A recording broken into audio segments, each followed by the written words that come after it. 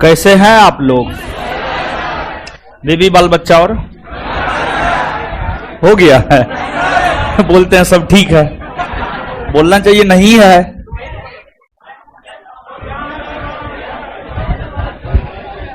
चलिए, हो गया है।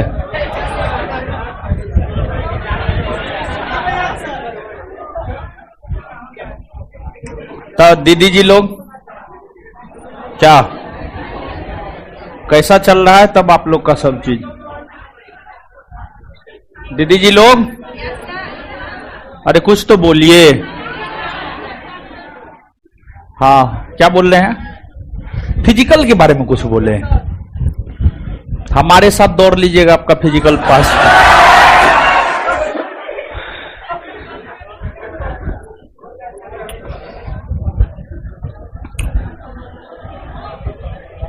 चलिए, तो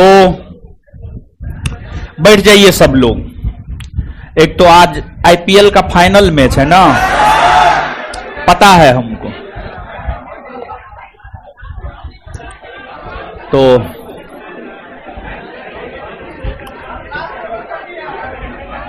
आज क्या है? लास्ट करोड़पति है महाराज। उस सब के चक्कर में आप लोग काहे रहते हैं? वो सब जानते हैं क्या सही चीज नहीं है वो। ड्रीम 11 न बोल रहे हैं भाई, वो सब फालतू चीज है। एक प्रकार का वो जुआ है, जुआ है एक प्रकार का। ठीक है,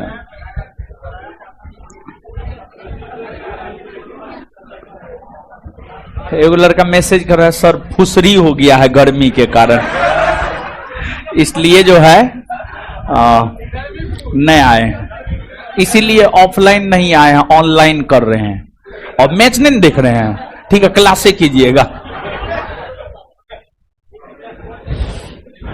है सिर्फ पढ़ना है। क्या करना है? देखिए, आईपीएल तो हम भी देख सकते थे। अगर मान लिया जाए कि आज हम क्लास नहीं लेते तो ऐसा थोड़े है कि दुनिया पलट जाता। दुनिया तो नहीं पलटता।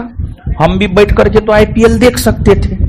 कहीं ना कहीं आपसे तो बेहतर स्थिति में हम हैं। ऐसा तो नहीं है कि आपसे बेहतर स्थिति में हम नहीं हैं। तो हम क्लास बंद करके आईपीएल देख सकते थे ना। क्रिकेट हम भी खेले हैं, क्रिकेट में इंटरेस्ट भी है, लेकिन हाँ, जब अपना काम हो तो पहला प्रायोरिटी अपने काम को देना है। पहला प्रायोरिटी अपने काम को देना है। बाद में क्रिकेट, सिनेमा, घूमना फिरना जो भी है वो बाद में, जो भी है वो बाद में। पहला प्रायोरिटी जो मेरा मूल काम है। मेरा मूल काम क्या है? मेरा मूल काम मेरा, हम अपना बात कर रहे हैं, आप लोग अपना क्या बोल रहे हैं? मेरा मूल काम क्या है? पढ़ाएंगे।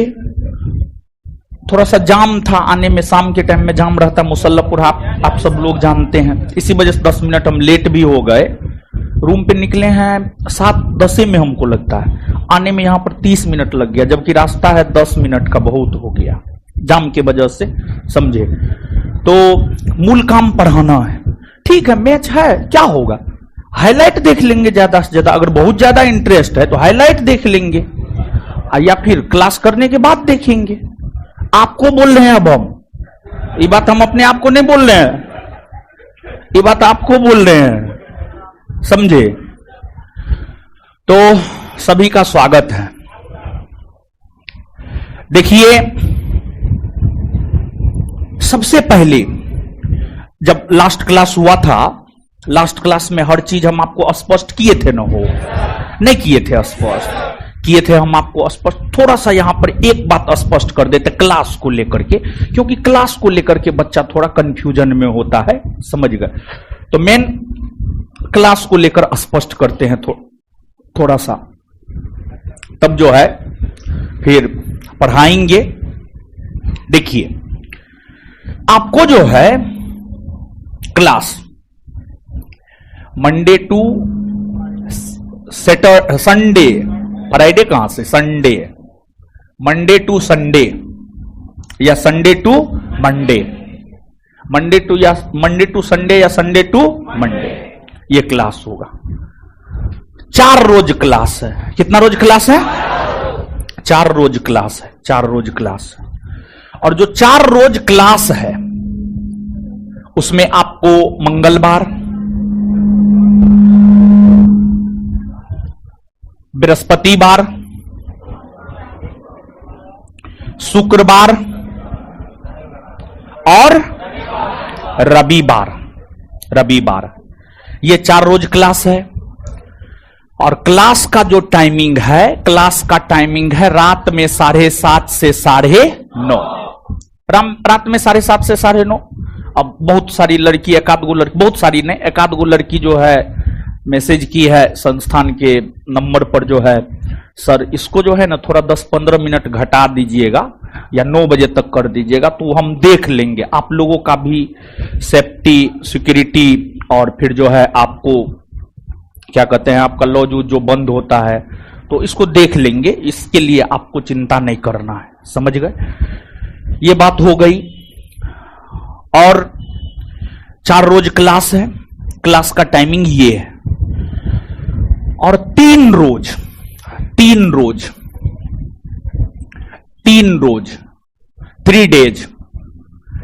डेज जो है आपको क्या है, 3 डेज है टेस्ट। 3 डेज टेस्ट है। और टेस्ट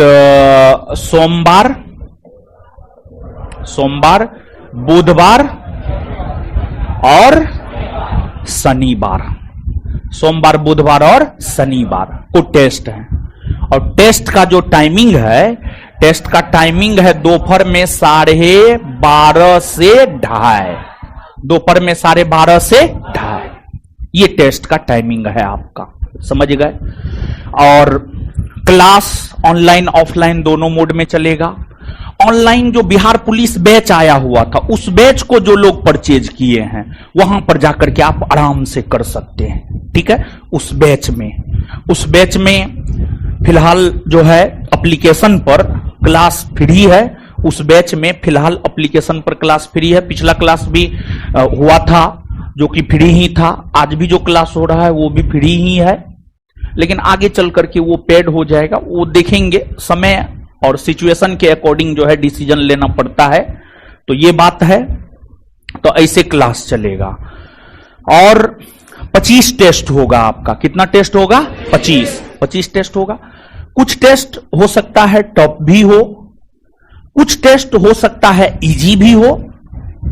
तो जब आप टेस्ट देंगे ना, तो कैप्टन कूल धोनी जैसा रुख अपनाएंगे। देखते हैं धोनी मैच जीते मैच हारे, ना मैच जीतने पर बहुत हतोत्साहित होते हैं, ना मैच हारने पर अपना धैर्य खोते हैं। समझ गए बात को? मतलब एकदम कूल रहने का प्रयास करना है। हो सकता है आप टेस्ट दिए, आपसे जो है मुश्किल से 30 क्वेश्चन बना, तो घबराने का नहीं है, डरने का नहीं है। 70 क्वेश्चन ठीक है हम नहीं जानते हैं, तो उसका आंसर और डिस्कशन हम आपको देंगे। तो 70 क्वेश्चन जो हम नहीं जानते हैं, उसका आंसर और डिस्कशन जो आपको मिलेगा, उसको आपको कर लेना है, कंप्लीट कर लेना है। मतलब 70 क्वेश्चन हमको याद कर लेना। ठीक है, हम नहीं जानते हैं तब तो आप यहां आए हैं, नहीं जानते हैं तब तो आप टेस्ट दे रहे हैं, नहीं जानते हैं तब तो आप क्लास कर रहे हैं। तो उस सिचुएशन में जो है अपना आशा को निराशा में तब्दील नहीं होने देना है, अपने आशा को बनाकर रखना है। समझे? ये बात हम आपको पहले ही बोल दिए हैं, तो घबराने का नहीं है। और बिहार पुलिस के क्वेश्चन का जो थोड़ा सा लेवल होता है, कुछ क्वेश्चन का, ऐसे 50-60% क्वेश्चन तो इजी होता है, लेकिन कुछ क्वेश्चन का लेवल जो है थोड़ा अच्छा होता है। समझ गए? तो इसी वजह से जो है घबराने का नहीं है। तो आज रविवार है, आज तो अभी क्लास हम लेंगे ही, क्लास लेने के लिए ही आए हैं। कल सोमवार है, कल से आप लोग का टेस्ट है, और आपका क्लास और टेस्ट दोनों यहीं पर होगा। आपका जो टेस्ट है 12:30 बजे से होगा।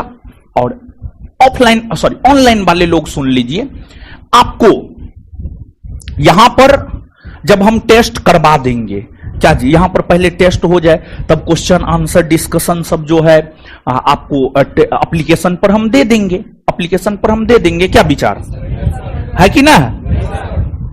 नहीं तो अगर ऑनलाइन वालों को देंगे तो फिर आप लोग भी जो है थोड़ा बहुत चोरी तो करिए लीजिएगा। तो इसी वजह से जो मेन देखिए ऑफलाइन टेस्ट के बाद ऑनलाइन क्वेश्चन इसलिए अपलोड करते हैं कि चोरी लोग करने लगता है, मेन रीजन यही है और कुछ नहीं है, समझ गए? तो ऑनलाइन भी हम आपको ये अवेलेबल करवा देंगे एप्लीकेशन पर। जो लोग पेड करके जो है क्लास लिए होंगे उनको मिल जाएगा और पीडीएफ मिल जाएगा और फिर आगे देखेंगे। तो कल से जो है आपका टेस्ट भी है, तो आप सबको टेस्ट आकर के देना है और 25 टेस्ट होगा। हम ज्यादा नहीं बोलेंगे, अब फेंकने के लिए तो बहुत फेंका जा सकता है कि 25 टेस्ट में हम 100 गो क्वेश्चन लड़ा देंगे, लेकिन फेंकने की आदत ना है हमें, ना हम फेंकते हैं। 25 टेस्ट में कम से कम की हम बात करें, उससे अधिक हो सकता है, अधिक कितना हो जाए हमको नहीं पता है, क्योंकि आजकल ऑनलाइन का जमाना है, कुछ भी बोलते हैं आप लोग वायरल कर देते हैं तुरंत, समझ गए? तो इसलिए सोच समझ करके हम बोल रहे हैं। आप टेस्ट दीजिएगा, टेस्ट का आंसर याद कीजिएगा, डिस्कशन याद कीजिएगा और 25 टेस्ट में कम से कम 25 से 30 क्वेश्चन एकदम लड़ेगा, 100% लड़ेगा। हम ये चीज आपको लिख करके दे सकते हैं, लिख करके हम दे सकते हैं। आप एग्जाम दे करके आइएगा, उस 25 टेस्ट से आप क्वेश्चन मिलाइएगा और आप देखिएगा आपको क्वेश्चन वहां से लड़ा हुआ नजर आएगा। तो इसी वजह से इस टेस्ट को देना जो है आपके लिए जरूरी है। टेस्ट को देना, उसके आंसर को याद करना, उसके डिस्कशन को याद करना आपके लिए क्या है? जरूरी है। समझ गए बात को? तो चलिए, सबसे पहले जो क्लास शुरू हुआ है ये एक एग्जाम क्वालिफाइंग गाइडेंस प्रोग्राम है। इसमें पढ़ाएंगे भी, गाइड भी करेंगे, हर चीज करेंगे हम आपको। यही सब बात स्पष्ट कर दिए हम आपको। सबसे पहले आपका जो बिहार पुलिस का परीक्षा होना है अगस्त में, यह परीक्षा अक्टूबर 2023 में ही होना था, अक्टूबर 2023 में ही होना था। 2 सीटिंग परीक्षा हुआ भी, 1 दिन परीक्षा हुआ भी। उस परीक्षा में क्वेश्चन वायरल हो गए जिस वजह से एग्जाम कैंसिल हो गए। तो वो जो 1 अक्टूबर 2023 का बिहार पुलिस का क्वेश्चन है उसी ट्रेंड पे रहेगा, उसी ट्रेंड पर आपके एग्जाम में प्रश्न आएगा। तो सबसे पहले दोनों सीटिंग के क्वेश्चन को हम लोग डील कर लेते हैं और दोनों सीटिंग के क्वेश्चन को डील करते हुए हम लोग सिलेबस को भी पढ़ते जाएंगे। दोनों सीटिंग के क्वेश्चन को डील करते हुए हम लोग सिलेबस को भी पढ़ते जाएंगे। जैसे लास्ट क्लास में जब हम आपको पॉलिटी का क्वेश्चन डील करवाना शुरू किए थे, देखिए इसमें करेंगे क्या, सबसे पहले पॉलिटी का हम पूरा दोनों सीटिंग के पॉलिटी का पूरा क्वेश्चन डील कर देते हैं। और अगर डील कर देंगे तो आप मान करके चलिए पॉलिटी आपका 60 से 70% क्लियर हो जाएगा। लास्ट क्लास में आप याद कीजिए, एगो चैप्टर हम आपको खत्म किए कि नहीं किए? खत्म किए हैं ना। और जितना महत्वपूर्ण चीज था हम बोले थे ना कि देखिए अगर आप परीक्षा दीजिएगा तो इस चैप्टर में ये बात जो है आप याद रखिएगा।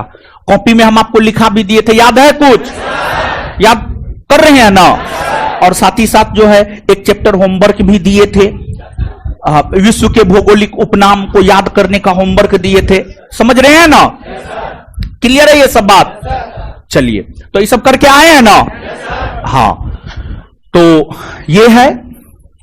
और लड़की लोग को तो हम यही बोलेंगे, लड़की लोग को स्पेशली हम बोल रहे हैं कि लड़का लोग को थोड़ा ज्यादा मेहनत करना पड़ेगा। देखिए जो सही है वो सही है, जो है वो है।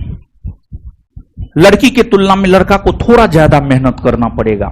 लड़की लोग की अगर हम बात करें तो हम आपको बता रहे हैं, अगर आप 25 सेट जो होगा उसका क्वेश्चन आंसर डिस्कशन अच्छे से अगर आप याद कर लीजिएगा, अच्छे से अगर आप याद कर लीजिएगा, और हम क्लास में जितना भी क्लास लेंगे, जो भी हम बताएंगे, हम क्लास में जो बताएंगे वो, और 25 test question answer with discussion, इतना कर लीजिएगा ना, तो हम आपको लिख के दे सकते हैं, आपका रिजल्ट हो जाएगा लड़की लोग के लिए। लेकिन लड़का की अगर हम बात करें तो लड़का को इन दोनों के साथ साथ थोड़ा एक्स्ट्रा एफर्ट और लगाना पड़ेगा लड़का को, समझ गए, लड़का को।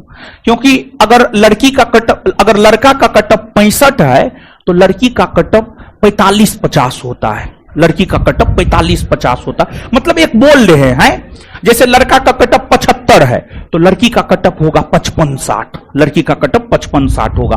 मतलब 10 से 15 क्वेश्चन का अंतर होता है, 10 से 15 क्वेश्चन का अंतर होता है।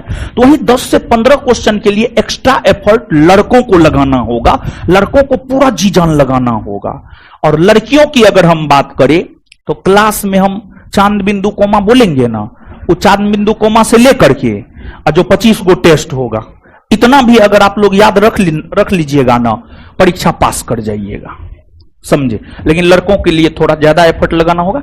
ऐसे जितना बात इन लोगों को, सब चीज तो सबको सेम ही देंगे, लेकिन मेन आप लोगों को फोकस करना है क्लास की बात और टेस्ट। ये बात सिर्फ लड़की पे लागू होता। सबसे पहला प्रायोरिटी आपका होना चाहिए क्लास में जो भी हम बोलेंगे वो, जो भी हम पढ़ाएंगे वो, और टेस्ट। फिर तीसरा प्रायोरिटी में किसी भी चीज को रखना है। लेकिन लड़का इन दोनों को रखने के साथ साथ कुछ एक्स्ट्रा जो देंगे, जैसे पिछले क्लास में एक भौगोलिक उपनाम दिए थे, उसको आप याद कर लीजिएगा, समझ गए। चलिए तो अब आ जाते हैं और देखिए एक साथ जो है पूरे पॉलिटी, पहला सिटिंग दूसरा सिटिंग, पूरे पॉलिटी के क्वेश्चन को हम लोग डील कर लेते हैं, पूरे पॉलिटी के क्वेश्चन को डील हम लोग कर लेते हैं। बात समझे हो? इससे होगा क्या, पॉलिटी का एक पूरा कंसेप्ट आपके भीतर आ जाएगा। जैसे लास्ट क्लास में हम पढ़ाए थे तो आप पढ़े थे घर पे जाकर के, जिसके पास संस्थान का नोट था पॉलिटी का, वो भाग एक पढ़े थे, सब चीज स्पष्ट हुआ था? या जिसके पास नहीं था, जो लूसेंट बुक बोले थे, वो पढ़े थे, सब चीज स्पष्ट हुआ ना, कोई दिक्कत नहीं ना है? अब आ जाइए। तो हमको लगता है कि ज्यादा इधर उधर नहीं करना है। जैसे मान लिया जाए कि कोई बच्चा है यहां पर संस्थान में पढ़े हैं, संस्थान का सारा स्टडी मटेरियल आपके पास है, तो जो भी चैप्टर पढ़ेंगे संस्थान के स्टडी मटेरियल से उस चैप्टर को क्लियर कर लीजिएगा, या जो भी होमवर्क देंगे वहां से कर लीजिएगा, या न्यू स्टडी मटेरियल कुछ हम देंगे। और दूसरी बात यह है कि आपको जो होमवर्क देंगे ज्यादा इधर उधर काहे के लिए बुक बहुत ज्यादा, देखिए 72 बुक करने से अच्छा एक बुक को 72 बार कर ले। तो लूसेंट बुक को ही होमवर्क सब जो देंगे लूसेंटे से हम दे देंगे, ताकि बहुत ज्यादा आपको भटकने की जरूरत ना पड़े। तो थोड़ा बहुत वहां का जो अच्छा चीज है, देखिए जहां का जो अच्छा है वो अच्छा है, वहां से हमें करना है।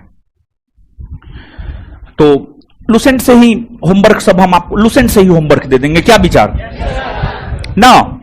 दूसरा बुक, अब क्या दूसरा बुक, यही ठीक है, हाँ वही ठीक रहेगा, क्या विचार? ठीक है ना विचार? अब आइए, होमवर्क वहां से जाएगा, क्लास हम अपना करवाएंगे। आइए अब, तो पूरा पॉलिटी को हम डील कर देते हैं, क्या विचार? विचार ठीक है ना? अब पूरा पॉलिटी को डील करने के बाद जो है फिर ज्योग्राफी को डील करेंगे, फिर ज्योग्राफी को डील करने के बाद फिर हिस्ट्री को डील करेंगे, समझ गए? और उसके बाद एस्थेटिक पर आएंगे, और उसके बाद जो है फिर हम लोग आगे बढ़ेंगे, साइंस पर आएंगे, हर चीज पर आएंगे। और जो भी क्वेश्चन क्लियर करेंगे उसके आसपास के हर चीज को क्लियर करते हुए जाएंगे। देखिए, क्योंकि परीक्षा का जो पैटर्न रहा है, जैसे इस बार जो परीक्षा क्वेश्चन पूछा है उसी के इर्द गिर्द से क्वेश्चन उठाएगा, उसी के इर्द गिर्द से आगे क्वेश्चन उठाएगा। जैसे आपको पिछले बार जो है ये प्रश्न उठाया है, अगर इस प्रश्न के इर्द गिर्द से प्रश्न उठाएगा तो जो हम आपको पिछले क्लास में बताए थे वही उठाएगा, उससे बाहर नहीं उठाएगा, हम लिख करके दे सकते हैं, समझ गए? और कॉपी में जो है लिखते भी जाना है, समझे? लिखते भी जाना है। कॉपी का चीज जो है आपके लिए रामबाण होगा, इस बात को ध्यान में रखिएगा, समझ गए? चलिए आइए, अब क्वेश्चन नंबर 12 डील करना दिए थे। अच्छा, एक आध को क्वेश्चन पूछे पिछले क्लास में जो बताएं।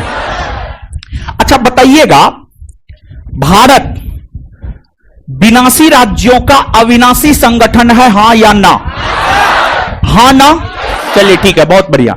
इसके बाद बताइएगा, बिहार का विभाजन कर झारखंड का गठन 15 नवंबर 2000 को हुआ है ना? अच्छा, भारत में किसी नए राज्य का निर्माण करना है तो कौन करता है? भारत की संसद करता, भारत की संसद करता। चलिए ठीक है, बहुत बढ़िया। अब आइए अगले क्वेश्चन की ओर आते हैं। सूचना का अधिकार अधिनियम किस वर्ष लागू किया गया? सुनिए गुरुजी लोग, सूचना का अधिकार अधिनियम, सूचना का अधिकार, इसको अंग्रेजी में कहते हैं right to information.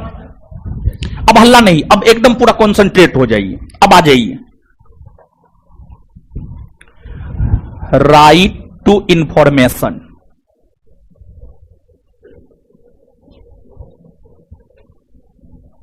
Right to information, देखिए सरकार के कामकाज में, सरकार के कामकाज में पारदर्शिता लाई जा सके, सरकार के कामकाज में पारदर्शिता लाई जा सके, देश से भ्रष्टाचार को मिटाया जा सके, इसी को लेकर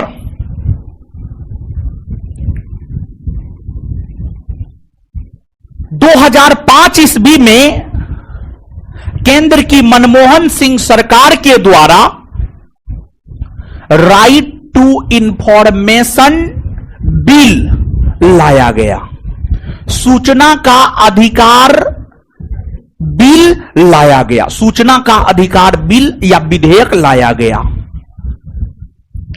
और कोई भी बिल, कानून तब बनता है जब संसद उसे मंजूरी दे देता है, जब संसद उसे मंजूरी दे देता है।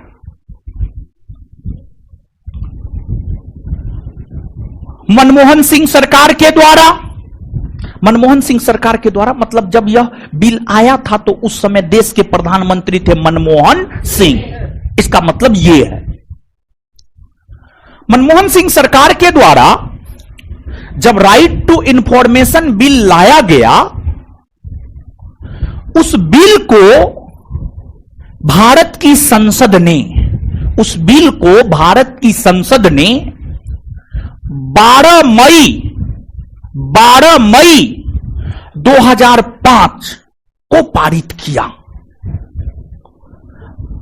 राइट टू इंफॉर्मेशन बिल को भारत की संसद ने, भारत की संसद ने का मतलब यहां पर समझना है लोकसभा और राज्यसभा ने, लोकसभा और राज्यसभा ने, लोकसभा और राज्यसभा ने इसे 12 मई 2005 को लोकसभा और राज्यसभा ने इसे पारित कर दिया। 12 मई 2005 को राइट टू इंफॉर्मेशन बिल को लोकसभा और राज्यसभा ने पारित कर दिया। और जब किसी बिल को लोकसभा राज्यसभा पारित करता है तो उसके बाद वह बिल राष्ट्रपति के पास जाता है मंजूरी के लिए। इसके बाद यह बिल राष्ट्रपति के पास गया, राष्ट्रपति ने इस बिल पर अपनी मंजूरी या स्वीकृति, राष्ट्रपति ने इस बिल पर अपनी मंजूरी या स्वीकृति 15 जून 2005 को दे दिया। 15 जून 2005 को राष्ट्रपति ने उस बिल पर स्वीकृति दे दिया। और इस समय देश के राष्ट्रपति हुआ करते थे doctor APJ Abdul Kalam, doctor APJ Abdul Kalam. उनके द्वारा 15 जून 2005 को इस बिल को स्वीकृति दे दी गई।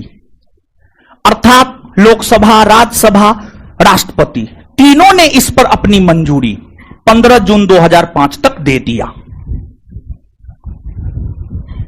आगे चलकर राइट टू इंफॉर्मेशन बिल जब कानून बन गया, जब लोकसभा, राज्यसभा और राष्ट्रपति ने स्वीकृति दे दिया तो वो कानून बन गया।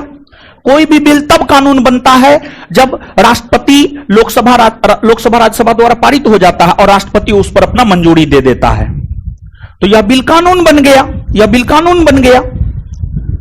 लेकिन यह आगे चलकर पूरे देश में लागू, 12 अक्टूबर 2005 को हुआ। आगे चलकर यह बिल पूरे देश में लागू हुआ 12 अक्टूबर 2005। 12 अक्टूबर 2005। तो यहां पर अब सुनिएगा, जैसे एक बात बताइए, केंद्र की मोदी सरकार के द्वारा जम्मू कश्मीर राज्य से अनुच्छेद 370-35 को खत्म करने को लेकर जम्मू कश्मीर पुनर्गठन विधेयक 2019 लाया गया। लोकसभा ने, राज्यसभा ने और राष्ट्रपति ने। लोकसभा राज्यसभा 5 अगस्त 2019, 6 अगस्त 2019 और राष्ट्रपति ने 9 अगस्त 2019 को अपना मंजूरी दे दिया। लेकिन वह लागू कब हुआ? उसे लागू किया गया 31 अक्टूबर 2019 से। तो वैसे ही लोकसभा राज्यसभा ने राइट टू इंफॉर्मेशन बिल को पारित कर दिया 12 मई 2005 को। राष्ट्रपति ने मंजूरी दे दिया 15 जून 2005 को और इसे लागू कर दिया गया पूरे देश में 12 अक्टूबर 2005 को। अब जो राइट टू इंफॉर्मेशन है, पता है, यह हम लोगों का मौलिक अधिकार है, फंडामेंटल राइट है, फंडामेंटल राइट है, फंडामेंटल राइट है यह हमारा। और राइट टू इंफॉर्मेशन, सूचना का अधिकार, अनुच्छेद 21 के तहत, आर्टिकल 21 के तहत, आर्टिकल 21 के तहत हमारा मौलिक अधिकार है, फंडामेंटल राइट है हमारा। और अगली बात आप यह जानिए कि जैसे मान लिया जाए यह पटना साहिब लोकसभा क्षेत्र है, यहां से बीजेपी के उम्मीदवार रविशंकर प्रसाद है। हम उसके विषय में जानकारी ले सकते हैं कि हमारा जो उम्मीदवार है उसका चरित्र कैसा है, उसके इनकम के स्रोत क्या हैं, घोटालेबाज तो नहीं है। हम हर चीज ले सकते हैं उनके विषय में जानकारी। या केंद्र की मोदी सरकार के द्वारा जो भी योजना चलाई गई है वह योजना सही रूप में क्रियान्वित हो रही है या नहीं हो रही है, उस योजना के अंतर्गत घोटाला हो रहे हैं या नहीं हो रहे हैं, इन तमाम बातों की जानकारी हम लोग ले सकते हैं। जैसे मान लिया जाए कि मोदी जी, एक न्यूज उभर करके सामने आ रहा है, जब कर्नाटक में बीजेपी की सरकार थी तो मोदी जी गए हुए थे बेंगलुरु, वहां पर किसी एक होटल में रुके थे, तो मोदी जी वहां का बिल पे नहीं किए। सूचना के अधिकार के अंतर्गत जो है, कोई कर्नाटक का कांग्रेसी इस बात का उजागर किया कि मोदी जी बीजेपी के राज्य में जब फलना होटल में आए हुए थे तो बिल पे नहीं किए, 25 लाख का बिल था वो पे नहीं किए। तो ये कैसे सामने आ गया? राइट टू इंफॉर्मेशन के कारण सामने आ गया। मतलब कोई कांग्रेसी वहां पता किया होगा कि मोदी जी आए तो पैसा वैसा दिए कि नहीं दिए होटल में, तो जो है आपको जानकारी मिला, ये उभर करके सामने आया। जैसे आप परीक्षा देते हैं, आपको लगता है कि नहीं हम परीक्षा में तो पास थे, तो आपको अधिकार है कि आप जानकारी ले सकते हैं कि आखिरकार हम फेल कहां से हुए हैं। आरटीआई मार सकते हैं, आरटीआई मार सकते हैं, यही तो राइट टू इंफॉर्मेशन है। तो बड़ी अच्छा चीज है राइट टू इंफॉर्मेशन। तो राइट टू इंफॉर्मेशन में जानते हैं, यहां पर 3 डेट याद रखना है। पहला डेट, संसद ने इसे पारित 12 मई 2005 को किया।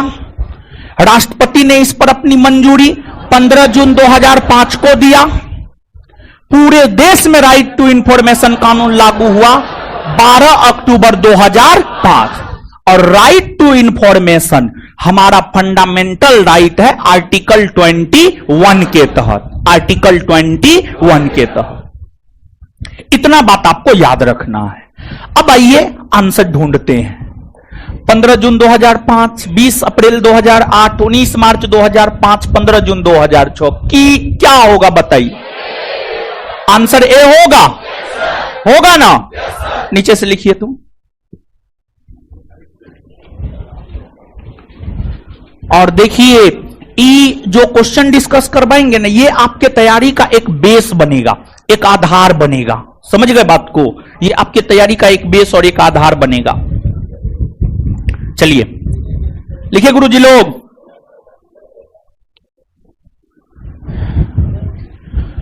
सूचना का अधिकार, सूचना का अधिकार अनुच्छेद 21 के तहत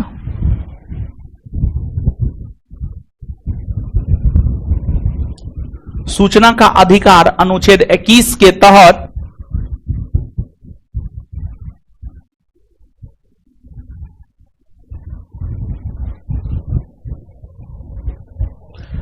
हमारा मौलिक अधिकार है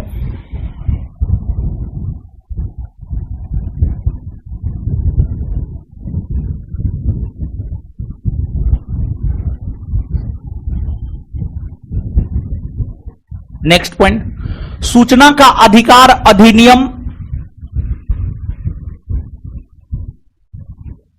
सूचना का अधिकार अधिनियम ने, सूचना का अधिकार बिल, सूचना का अधिकार विधेयक, सूचना का अधिकार विधेयक, सूचना का अधिकार विधेयक को भारत की संसद ने, सूचना का अधिकार विधेयक को भारत की संसद ने 12 मई 2005 को पारित किया, 12 मई 2005 को पारित किया।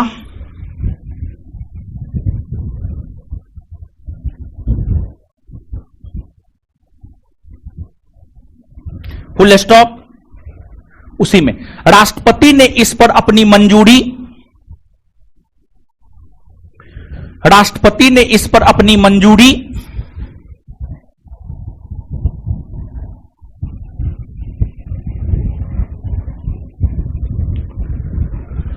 15 जून 2005 को दिया।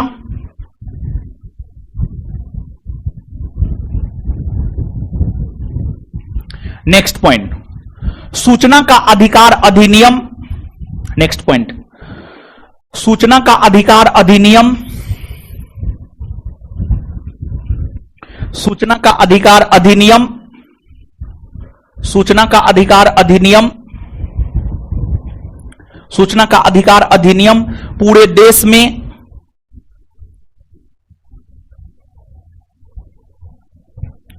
पूरे देश में 12 अक्टूबर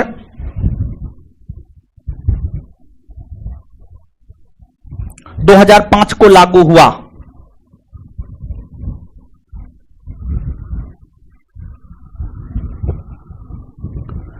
अक्टूबर 2005 को लागू हुआ।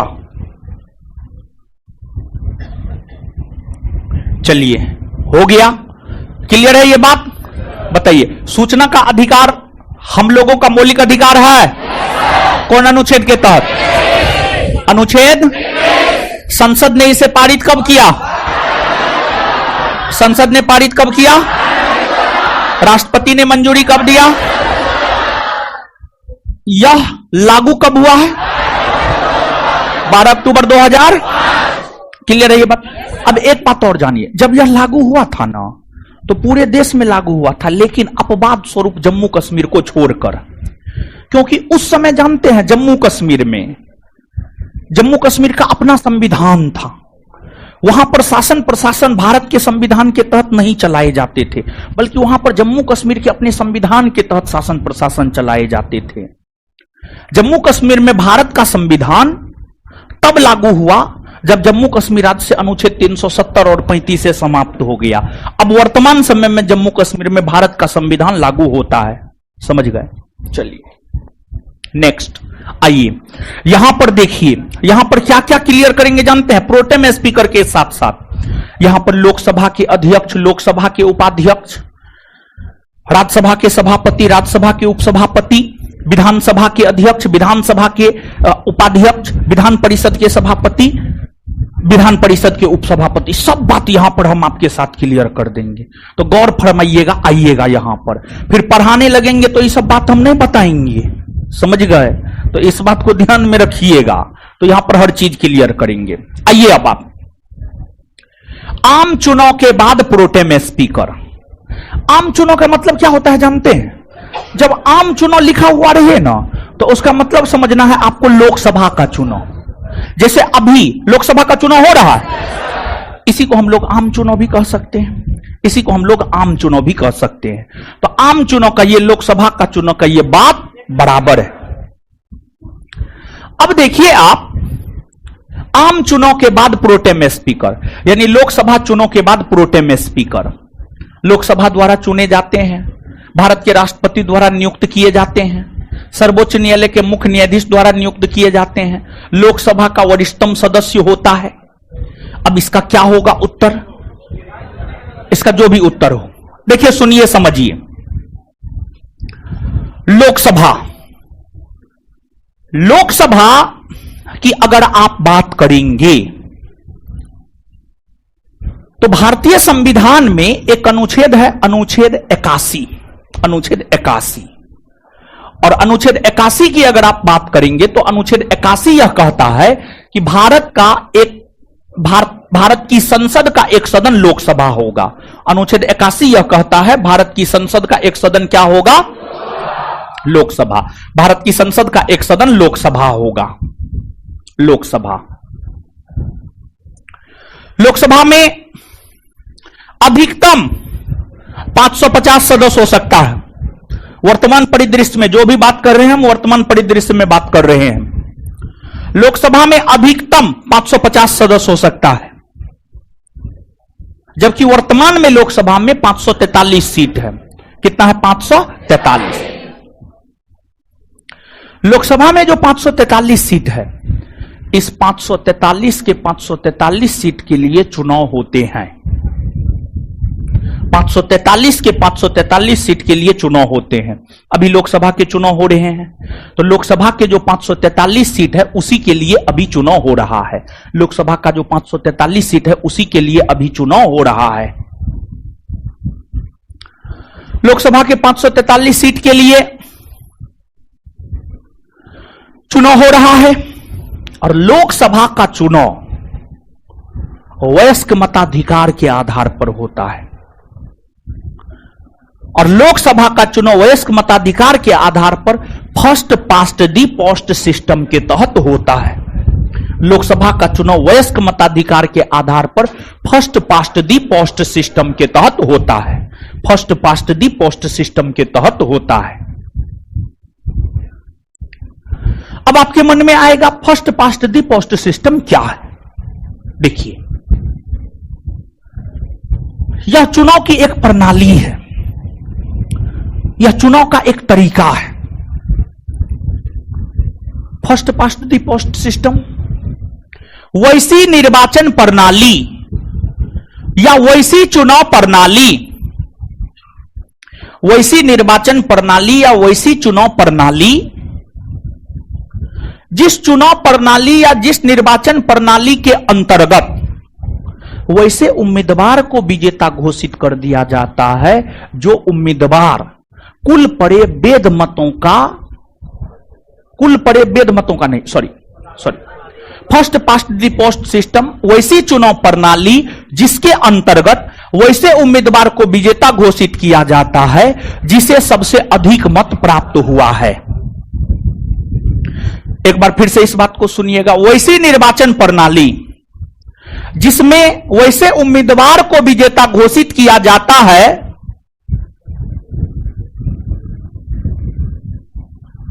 जो सबसे अधिक मत प्राप्त करता है, जो सर्वाधिक मत प्राप्त करता है, जो सबसे अधिक मत प्राप्त करता है, जो सर्वाधिक मत प्राप्त करता है, जो सबसे अधिक या जो सबसे सर्वाधिक मत प्राप्त करता है उसे अगर विजेता घोषित किया जाता है तो वही फर्स्ट पास्ट दी पोस्ट सिस्टम होता है। और लोकसभा के चुनाव में तो यही होता है। लोकसभा के चुनाव में जब मतगणना होती है तो यह देखा जाता है 10 उम्मीदवार है, 10 उम्मीदवार में देखा जाता है सबसे ज्यादा मत किसको मिला है। जिस भी उम्मीदवार को सबसे ज्यादा मत मिलता है उसी उम्मीदवार को विजेता घोषित कर दिया जाता है, उसी उम्मीदवार को विजेता घोषित कर दिया जाता है। यही फर्स्ट पास्ट दी पोस्ट सिस्टम है। अब लोकसभा का क्या है या राज्यसभा या विधानसभा या विधान परिषद का क्या है, तो इन सभी सदनों का यह है कि मान लिया जाए कि कोई भी व्यक्ति मान लिया जाए कि पवन सिंह अभी लोकसभा का चुनाव लड़ रहे हैं काराकाट लोकसभा क्षेत्र से, मान लिया जाए कि वो जीत गए, तो जब वो लोकसभा की कार्यवाही में भाग लेंगे तो उससे पहले उनको शपथ लेना पड़ेगा। लोकसभा का सदस्य निर्वाचित होने के बाद आपको शपथ लेना पड़ता है, ऑथ लेना पड़ता है, और शपथ लेने के बाद ही आप लोकसभा की कार्यवाही में भाग ले सकते हैं। अगर बिना शपथ का आप लोकसभा की कार्यवाही में भाग लेते हैं तो आपको जुर्माना लग जाएगा। अगर पवन सिंह चुनाव जीत गया, अब बिना शपथ ग्रहण का लोकसभा का कार्यवाही में भाग लेने लगा, तो जितना दिन वो भाग लेगा उतना 500 रुपया लगेगा। एक दिन भाग लेगा 500 रुपया, 2 दिन भाग लेगा 1000, 3 दिन भाग लेगा 1500, 4 दिन भाग लेगा 2000, 5 दिन भाग लेगा 2500 रुपया। तो लोकसभा के सदस्य निर्वाचित होने के बाद उसे शपथ लेना पड़ता है, और शपथ ग्रहण के बाद ही वह लोकसभा की कार्यवाही में भाग ले सकता है, नहीं तो उसे जुर्माना देना पड़ता है प्रतिदिन 500 के हिसाब से।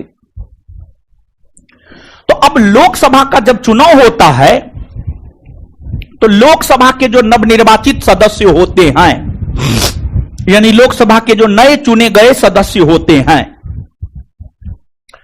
लोकसभा के नवनिर्वाचित सदस्यों को शपथ दिलाने के लिए प्रोटेम स्पीकर की नियुक्ति की जाती है।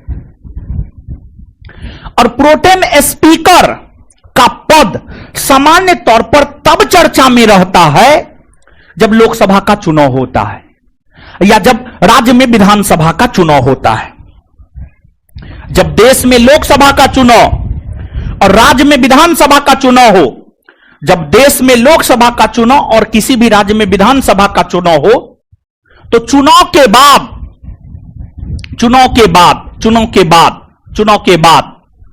के बाद प्रोटेम स्पीकर का पद चर्चा में होता है। तो लोकसभा के जो नए चुने हुए सदस्य होंगे, मतलब अभी लोकसभा का चुनाव हो रहा है, 6 चरण हो गया है, 7वां चरण 1 जून को होना है। 4 जून को रिजल्ट आएगा। 4 जून को जब रिजल्ट आएगा तो 543 के 543 लोकसभा सदस्य चुन लिए जाएंगे। तो 4 जून को जब रिजल्ट आएगा उसमें 543 के 543 लोकसभा सदस्य जो चुन लिए जाएंगे, उन चुने हुए सदस्यों को शपथ दिलाने के लिए ही प्रोटेम स्पीकर की नियुक्ति की जाती है। चुने हुए सदस्यों को शपथ दिलाने के लिए ही प्रोटेम स्पीकर की नियुक्ति की जाती है। अब सवाल यह उठता है कि किसे प्रोटेम स्पीकर के तौर पर नियुक्त किया जाता है। तो देखिए, होता क्या है, लोकसभा के जो नवनिर्वाचित 543 को सदस्य हैं, लोकसभा के जो नवनिर्वाचित 543 को सदस्य हैं, उस 543 सदस्य में से यह देखा जाता है कि इन 543 सदस्यों में से सबसे वरिष्ठतम कौन है, सबसे वरिष्ठतम कौन है, सबसे वरिष्ठतम कौन है, और जो सबसे वरिष्ठतम सदस्य होगा उसी को प्रोटेम स्पीकर के तौर पर नियुक्त किया जाएगा। मतलब जो 543 को लोकसभा का नया चुना गया सदस्य है, उसी में से देखा जाएगा कि सबसे वरिष्ठतम सदस्य कौन है, और उसी में से सबसे वरिष्ठतम सदस्य को प्रोटेम स्पीकर के तौर पर भारत के राष्ट्रपति नियुक्त करेंगे। प्रोटेम स्पीकर के तौर पर भारत के राष्ट्रपति नियुक्त करेंगे, और प्रोटेम स्पीकर के तौर पर नियुक्त करेंगे। अब सवाल ये यहां पर यह उठता है, एक कंफ्यूजन होता है कि वरिष्ठता में उम्र को देखा जाता है। नहीं, वरिष्ठता में उम्र को नहीं देखा जाता है, बल्कि वरिष्ठता में यह देखा जाता है कि 543 सदस्यों में से कौन सदस्य ज्यादा बार लोकसभा का सदस्य बना है। अब कोई है 1 बार लोकसभा का सदस्य बना है, कोई है 2 बार लोकसभा का सदस्य बना है, कोई है 3 बार लोकसभा का सदस्य बना है, कोई है 4 बार लोकसभा का सदस्य बना है, कोई है 8 बार लोकसभा का सदस्य बना है। तो जो सबसे अधिक बार लोकसभा का सदस्य बना है वही सबसे वरिष्ठतम सदस्य होगा, वही सबसे वरिष्ठतम सदस्य होगा, और उसे ही प्रोटेम स्पीकर के तौर पर भारत के राष्ट्रपति नियुक्त कर देते हैं। और प्रोटेम स्पीकर जो व्यक्ति नियुक्त होता है वह लोकसभा के अन्य सदस्यों को शपथ दिलाता है। जो व्यक्ति प्रोटेम स्पीकर नियुक्त होता है, और प्रोटेम स्पीकर की नियुक्ति करते हैं भारत के राष्ट्रपति, जो व्यक्ति प्रोटेम स्पीकर नियुक्त होते हैं वो अन्य सदस्यों को शपथ दिलाता है। अन्य सदस्य शपथ ग्रहण करते हैं। अन्य सदस्य शपथ ग्रहण करने के बाद लोकसभा की कार्यवाही में भाग लेने लगते हैं। जब लोकसभा के नवनिर्वाचित सदस्य शपथ ग्रहण करने के बाद लोकसभा की कार्यवाही में भाग लेने लगते हैं, तो अब लोकसभा के सदस्य अपने सदस्यों में से एक अध्यक्ष और एक उपाध्यक्ष को चुन लेते हैं। एक अध्यक्ष और एक उपाध्यक्ष को चुन लेते हैं। एक अध्यक्ष और एक उपाध्यक्ष को चुन लेते हैं। एक अध्यक्ष और एक उपाध्यक्ष को चुन लेते हैं।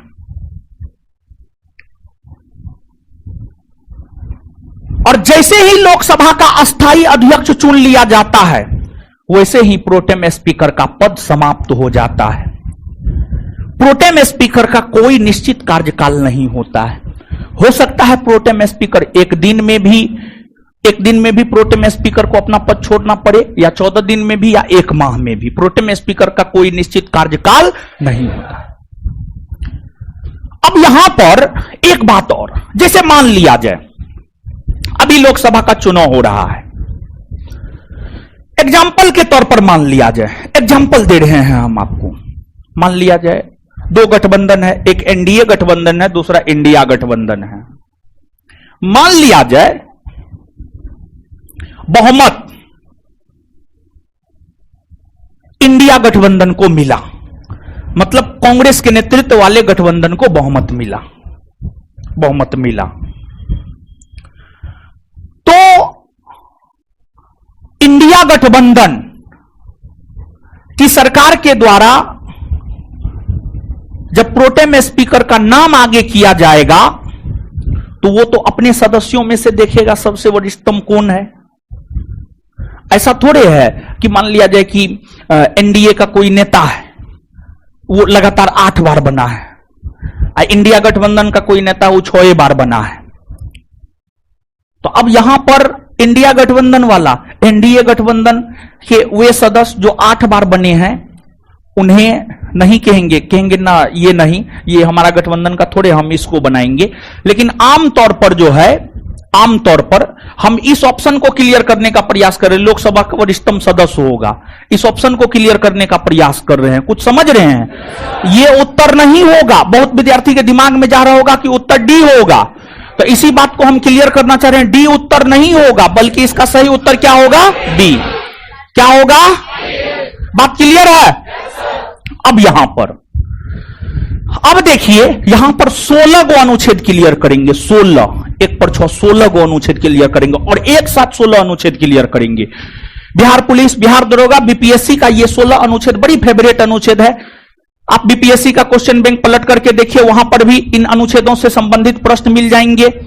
आप बिहार पुलिस का क्वेश्चन या बिहार दरोगा का क्वेश्चन पलट करके देखिए, क्वेश्चन बैंक पलट करके देखिएगा, वहां पर भी ये सब चीज जो है आपको मिल जाएगा। टोटल 16 अनुच्छेद आपको यहां पर क्लियर करने जा रहे हैं। और गौर फरमाइएगा और साथ ही साथ जो है प्रयास कीजिएगा लिखते भी जाने का, और नहीं लिख पाइएगा तो कोई दिक्कत नहीं, फिर तो हम लिखा ही देंगे। लेकिन ज्यादा प्रयास करना है समझने के ऊपर। ज्यादा प्रयास किस बात पर करना है? समझने के ऊपर। देखिए, अब प्रोटेम स्पीकर को जाने हैं तो और सब चीज को जान लीजिए, यहां पर ज्यादा बेटर होगा। देखिए, समझिएगा, आपको केंद्रीय स्तर पर संसद का एक सदन लोकसभा है और संसद का एक सदन राज्यसभा है। राज्य स्तर पर विधानमंडल का एक सदन विधानसभा है और दूसरा सदन विधान परिषद है।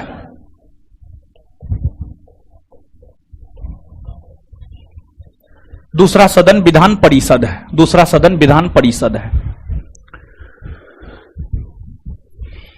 अब देखिए इन सदनों में, जैसे एक बात बताइए, जब आप 1 to 10 में पढ़ते होंगे, क्लास पर नियंत्रण पाने के लिए क्लास का एक मॉनिटर बनाया जाता है।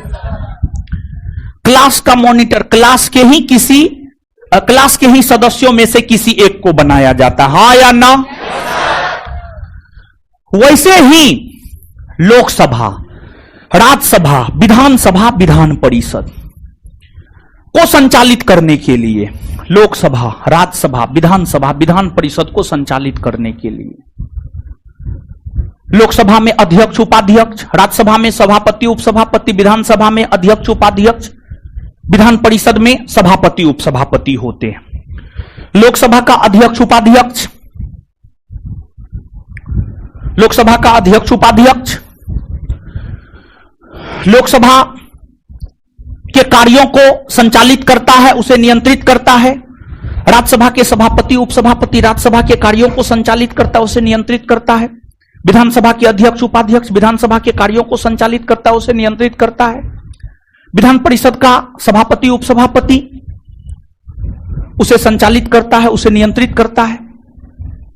अब देखिएगा, भारतीय संविधान का एक अनुच्छेद है, अनुच्छेद 89। अनुच्छेद 89, अनुच्छेद 89 क्या कहता है? अनुच्छेद 89 यह कहता है कि राज्यसभा का एक सभापति होगा और एक उपसभापति होगा। राज्यसभा का सभापति और एक उपसभापति होगा। अनुच्छेद 89 यह कहता है कि राज्यसभा का एक सभापति और एक उपसभापति होगा। अब देखिए, राज्यसभा का सभापति कौन होता है? तो अब भारतीय संविधान के अनुच्छेद 64 को पढ़िए, यहीं पर लगे हाथ आप एक और अनुच्छेद को पढ़ लीजिए, अनुच्छेद 64। अनुच्छेद 64 क्या कहता है जानते हैं? अनुच्छेद 64 यह कहता है कि उपराष्ट्रपति, अनुच्छेद 64 यह कहता है कि उपराष्ट्रपति राज्यसभा का पदेन सभापति होगा। मतलब जो उपराष्ट्रपति होगा वही राज्यसभा का सभापति भी होगा। जो उपराष्ट्रपति होगा वही राज्यसभा का सभापति भी होगा। जैसे मान लिया जाए एक एग्जाम्पल, लेकिन उससे पहले एक बार फिर से इस लाइन को सुनिए। अनुच्छेद 64 यह कहता है उपराष्ट्रपति राज्यसभा का पदेन सभापति होगा। उपराष्ट्रपति राज्यसभा का क्या होगा? पदेन। उपराष्ट्रपति राज्यसभा का होगा पदेन, मतलब जो उपराष्ट्रपति होगा वही राज्यसभा का सभापति होगा। और उपराष्ट्रपति राज्यसभा का सदस्य नहीं होता है। उपराष्ट्रपति राज्यसभा का सदस्य, उपराष्ट्रपति राज्यसभा का सदस्य, उपराष्ट्रपति राज्यसभा का सदस्य, मतलब राज्यसभा एक ऐसा सदन है जिसका सभापतित्व उसके सदस्य नहीं करते हैं। राज्यसभा एक ऐसा सदन है, गौर फरमाइएगा आप इस बात पे, राज्यसभा एक ऐसा सदन है जिसका सभापतित्व उसके सदस्य नहीं करते। राज्यसभा का सभापतित्व कौन करते हैं? उपराष्ट्रपति। उपराष्ट्रपति, और उपराष्ट्रपति राज्यसभा के सदस्य नहीं होते। जानते हैं उपराष्ट्रपति का चुनाव होता है, गौर कीजिएगा, उपराष्ट्रपति का चुनाव होता है। उपराष्ट्रपति का चुनाव होता है अर्थात उपराष्ट्रपति निर्वाचित होते हैं, और उपराष्ट्रपति के चुनाव में लोकसभा और राज्यसभा के सभी सदस्य भाग लेते हैं। उपराष्ट्रपति के चुनाव में लोकसभा और राज्यसभा के सभी सदस्य भाग लेते हैं। तो उपराष्ट्रपति का निर्वाचन होता है जिसमें लोकसभा के सभी सदस्य, राज्यसभा के सभी सदस्य भाग लेते हैं। तो उपराष्ट्रपति लोकसभा और राज्यसभा के सभी सदस्यों द्वारा निर्वाचित होते हैं, वे राज्यसभा के सदस्य नहीं होते। मतलब राज्यसभा एक ऐसा सदन है जिसका सभापतित्व उसके सदस्य नहीं करते। आपसे पूछा जाता है, बाद बाकी जो है, जैसे लोकसभा का अध्यक्ष था, लोकसभा का सदस्य करेगा, विधानसभा की अध्यक्षता विधानसभा का सदस्य करेगा, विधान परिषद की अध्यक्षता विधान परिषद का सदस्य करेगा। लेकिन राज्यसभा एक ऐसा सदन है जिसका सभापतित्व उसके सदस्य बात समझे गुरुजी लोग? क्लियर है ये बात? चलिए, तो अब एक बात तो स्पष्ट हुआ कि राज्यसभा एक ऐसा सदन है जिसका सभापतित्व उसके सदस्य। दूसरी बात, उपसभापति की अगर हम लोग बात करें तो राज्यसभा का उपसभापति वही बन सकता है जो राज्यसभा का सदस्य है। राज्यसभा का उपसभापति वही बन सकता है जो राज्यसभा का सदस्य। राज्यसभा के सदस्य ही अपने सदस्यों में से साधारण बहुमत के आधार पर एक उपसभापति चुनते हैं। क्लियर है ये बात? चलिए, तो अनुच्छेद 89 यही कहता है राज्यसभा का एक सभापति और एक उपसभापति होगा। सभापति राज्यसभा का सदस्य नहीं होता है। राज्यसभा एक ऐसा सदन है जिसका सभापति तो उसके सदस्य नहीं करते हैं। उपसभापति बनने के लिए राज्यसभा का सदस्य होना जरूरी है। इसके अलावे अब देखिए, राज्यसभा का सभापति तो सभापति करता है, अगर सभापति ना हो तब उपसभापति करता है। अगर सभापति और उपसभापति दोनों नहीं हो, अगर सभापति और उपसभापति दोनों नहीं हो, इस कंडीशन में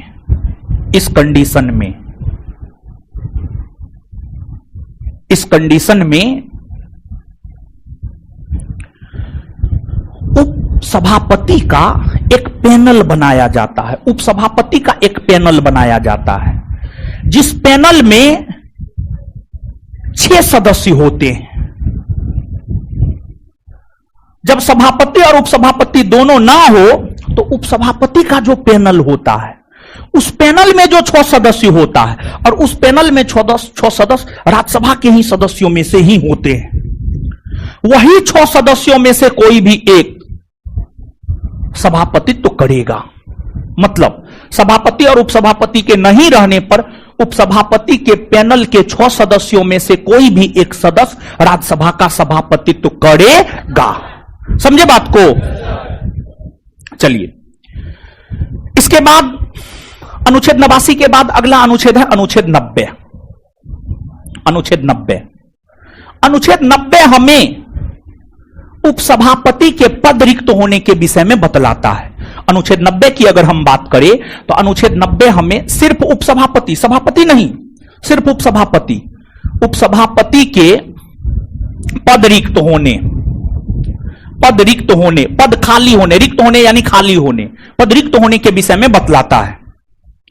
अब उपसभापति का पद कैसे कैसे रिक्त हो सकता है? पहला, अगर उपसभापति का पद पर रहते हुए निधन हो गया तब पद रिक्त होगा। दूसरा, अगर उपसभापति त्यागपत्र दे देता है तब पद रिक्त होगा। अब सवाल यह उठता है कि उपसभापति अपना त्यागपत्र किसे देगा? तो उपसभापति अपना त्यागपत्र सभापति को देता है। उपसभापति अपना त्यागपत्र सभापति को देता है, लेकिन सभापति अपना त्यागपत्र उपसभापति को नहीं देता है, बल्कि सभापति अपना त्यागपत्र देता है राष्ट्रपति को। क्योंकि राज्यसभा का सभापति उपराष्ट्रपति न होता है, तो उपराष्ट्रपति अपना त्यागपत्र किसे देता है? राष्ट्रपति को। सभापति अपना त्यागपत्र किसे देता है? राष्ट्रपति। सभापति अपना त्यागपत्र किसे देता है? राष्ट्रपति को। लेकिन उपसभापति अपना त्यागपत्र उपसभापति अपना त्यागपत्र और सभापति अपना त्यागपत्र। क्लियर है ना ये बात? चलिए, तो मृत्यु होने पर, पद त्याग होने पर, फिर अगर राज्यसभा उपसभापति को पद से हटाने के लिए साधारण बहुमत से संकल्प पारित करता है, तो इस कंडीशन में उपसभापति को अपने पद से हटना होगा। और एक बात और यहां पर जान लीजिए, सभापति अर्थात उपराष्ट्रपति को पद से हटाने की प्रक्रिया की शुरुआत राज्यसभा ही करता है। उपराष्ट्रपति को पद से हटाने की प्रक्रिया की शुरुआत कौन करता है? कौन करता है? राज्यसभा। लेकिन राष्ट्रपति को पद से हटाने की प्रक्रिया की शुरुआत दोनों में से कोई भी सदन कर सकता है। लोकसभा भी कर सकता है या राज्यसभा भी कर सकता है। अनुच्छेद 90 के बाद अगला अनुच्छेद है अनुच्छेद 91। अनुच्छेद 91 की अगर हम बात करें तो राज्यसभा के जो सभापति होते हैं उनके कार्य अधिकार शक्ति, राज्यसभा के जो सभापति होते हैं उनको कुछ अधिकार होता है, उनको कुछ पावर होता है, उनके कार्य अधिकार शक्ति। और दूसरी बात,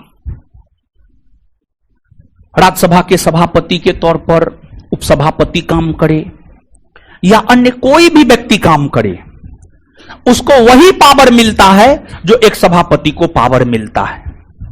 यही बात अनुच्छेद 91 में है।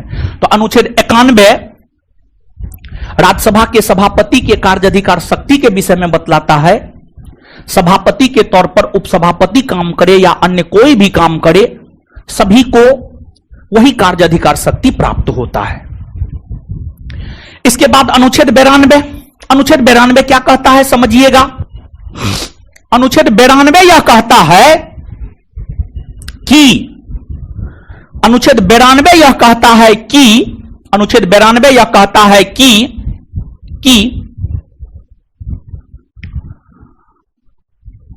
अगर राज्यसभा के सभापति और उपसभापति को पद से हटाने का संकल्प या प्रस्ताव आया हो तो उस कंडीशन में वह सभापतित्व या उपसभापतित्व नहीं कर सकेगा।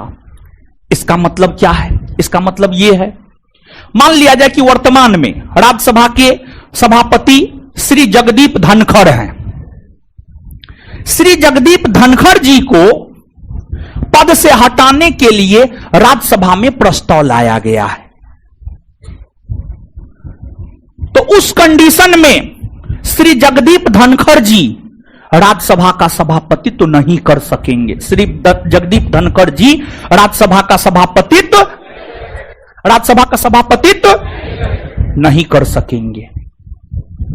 अगर मान लिया जाए कि जगदीप धनखड़ जी पर को पद से हटाने के लिए प्रस्ताव लाया गया है, वही सभापतित्व कर रहे हैं, तो वो निर्णय को प्रभावित कर सकते हैं। वो निर्णय को प्रभावित ये कर सकते हैं कि वो अपने पक्ष में निर्णय ले ले। कोई अपने दही को खट्टा कहता है, तो उसको पद से हटाने का प्रक्रिया लाया गया है। वो अपने से कहेगा कि नहीं हम गलत हैं, हाँ हमको पद से हटा दीजिए। वो तो कहेगा हम सही है, हम पद से नहीं हटेंगे। समझ रहे हैं? तो अनुच्छेद 92 यह कहता है कि अगर राज्यसभा के सभापति या उपसभापति को पद से हटाने का संकल्प लाया गया हो या वो संकल्प या प्रस्ताव विचाराधीन हो, तो सभापति और उपसभापति पीठासीन अधिकारी के तौर पर काम नहीं करेंगे। मतलब सभापति तो नहीं कर सकेंगे, उपसभापति उपसभापतित्व नहीं कर सकेंगे। यही बात कहता है अनुच्छेद 92। क्लियर हुआ हो हीरो साहब? क्लियर है ना ये बात? अब आइए, अगर ये 4 गो अनुच्छेद क्लियर हो गया तो बाद बाकी 12 अनुच्छेद क्लियर करने में आपको कोई दिक्कत नहीं होगा। अगर ये 4 गो क्लियर नहीं हुआ तो दिक्कत हो सकता है। अब लोकसभा, अनुच्छेद 93। अनुच्छेद 93 यह कहता है कि लोकसभा का एक अध्यक्ष और एक उपाध्यक्ष होगा।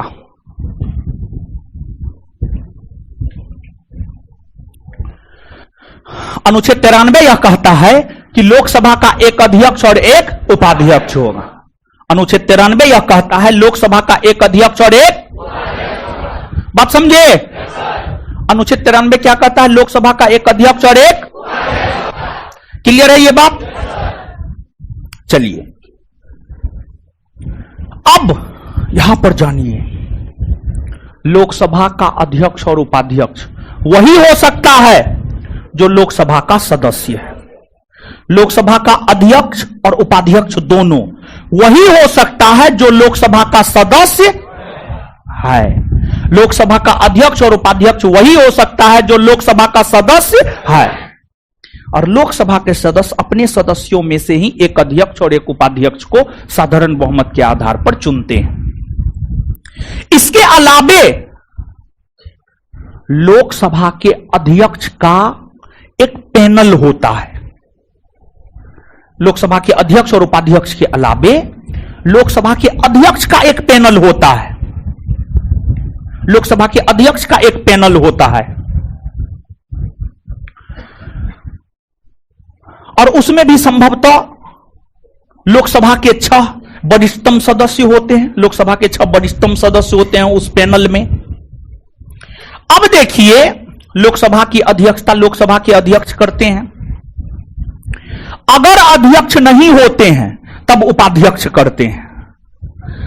अगर लोकसभा का अध्यक्ष उपाध्यक्ष नहीं हो तब लोकसभा के अध्यक्ष पैनल का जो सदस्य होता है उसी में से कोई एक करता है। उसी में से कोई एक करता है।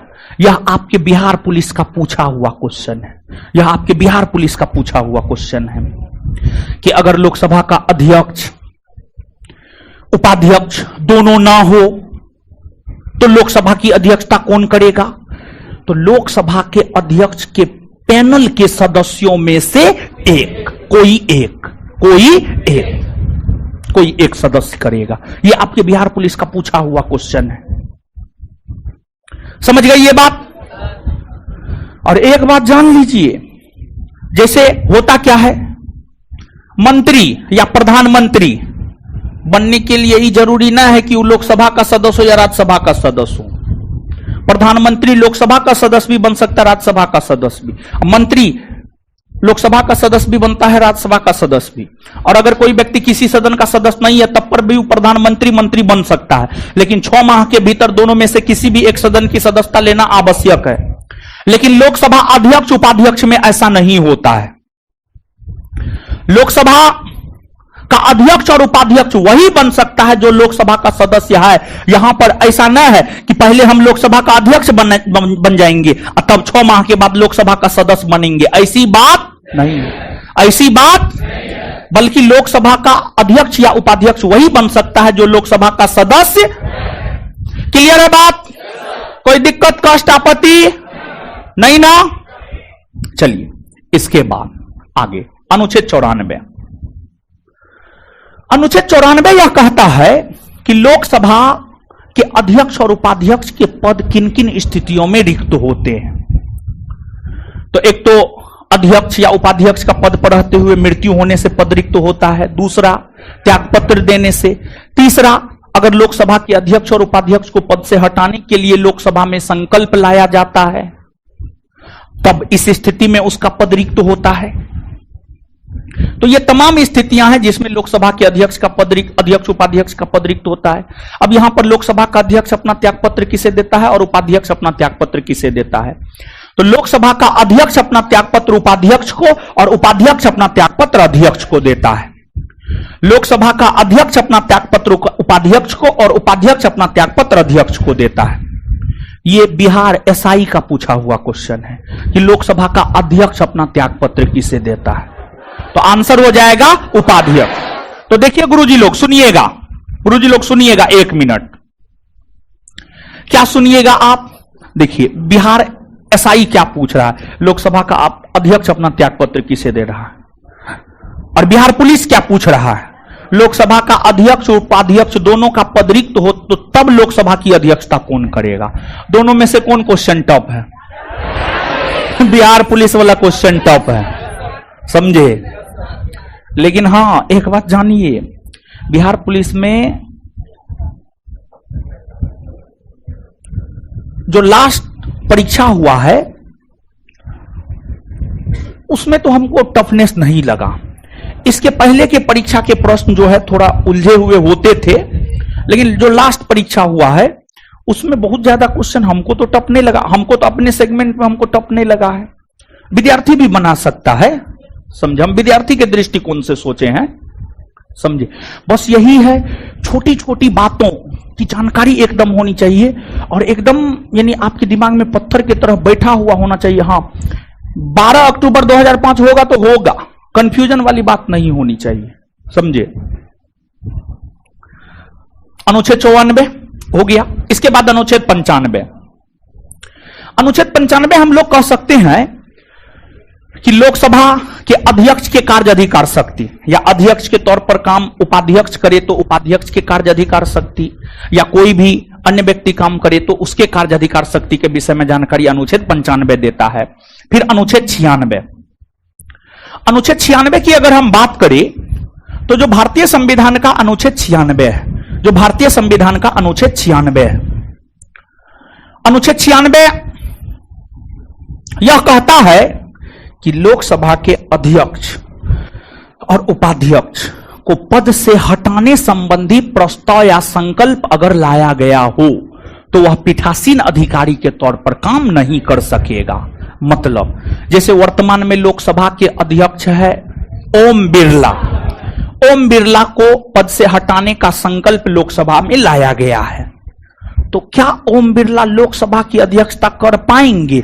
नहीं, ओम बिरला लोकसभा की अध्यक्षता नहीं कर पाएंगे। तो अगर लोकसभा के अध्यक्ष और उपाध्यक्ष को पद से हटाने संबंधी संकल्प लाया गया हो तो फिर वह पीठासीन अधिकारी के तौर पर काम नहीं कर सकेंगे। यह बात कहता है अनुच्छेद 96। बात समझे गुरुजी लोग? इसके बाद आगे विधानसभा और विधान परिषद। अनुच्छेद 178 यह कहता है विधानसभा में एक अध्यक्ष और एक उपाध्यक्ष होगा।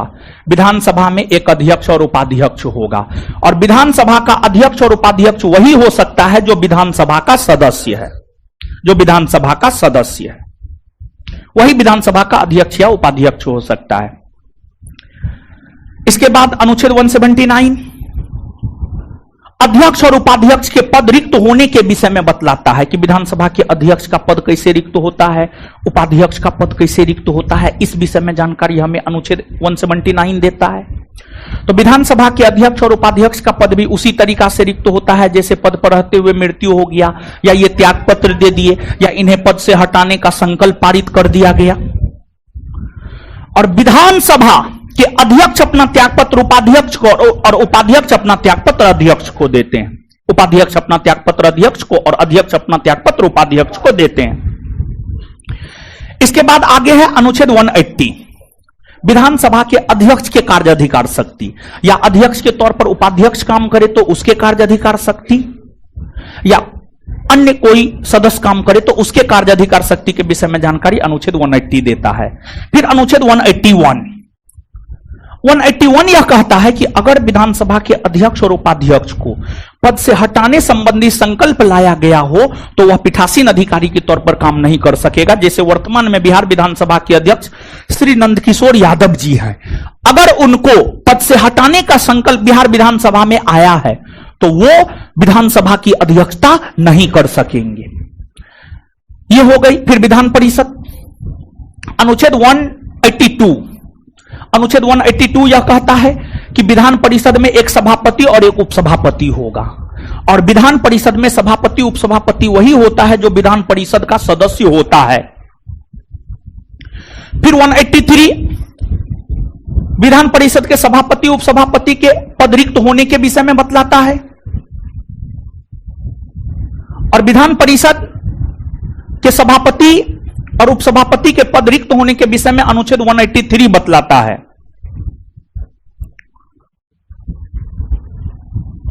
और इसका भी पद पर रहते हुए मृत्यु होने पर, त्यागपत्र देने पर, या पद से हटाने संबंधी संकल्प पारित होने पर।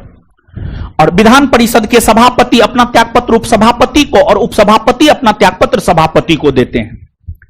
फिर इसके बाद 184 विधान परिषद के सभापति के कार्याधिकार शक्ति, या सभापति के तौर पर उपसभापति काम करे तो उसके कार्याधिकार शक्ति, या अन्य जो भी व्यक्ति काम करे उसके कार्याधिकार शक्ति के विषय में 184 बतलाता है। और फिर 185 की अगर हम बात करें तो अनुच्छेद 185 यह कहता है कि अगर विधान परिषद के सभापति और उपसभापति को पद से हटाने संबंधी संकल्प विचाराधीन हो तो वह पीठासीन अधिकारी के तौर पर काम नहीं कर सकेगा। पीठासीन अधिकारी के तौर पर काम नहीं कर सकेगा। एक साथ बताइए 15, 16, 17 अनुच्छेद बताएं। 4 चौके 16, एगो अनुच्छेद 64, 17 अनुच्छेद बताएं। 395 में से 17 गो महत्वपूर्ण अनुच्छेद बतला दिए हैं। और देखिए पढ़ाते पढ़ाते आपको इंडियन पॉलिटी का जितना महत्वपूर्ण चैप्टर है, देखिए इंडियन पॉलिटी का महत्वपूर्ण 3 चैप्टर मेरे दृष्टिकोण में, अनुच्छेद अप्रोक्स में 200 के आसपास, संविधान संशोधन, संघ का शासन, ये 3 चैप्टर अगर पढ़ लिए ना आपका काम क्लियर। और अगर याद रख लिए, पढ़ लिए ना, पढ़ने के साथ साथ कंसेप्चुअली दिमाग में याद रख लिए तब क्लियर।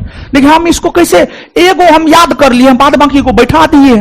इसमें क्या है, कुछ है थोड़ा सा। अगर आपके पास कॉमन सेंस हो तो 4 गो अनुच्छेद को याद रख करके 16 अनुच्छेद को आप याद रख सकते, नहीं रख सकते हैं।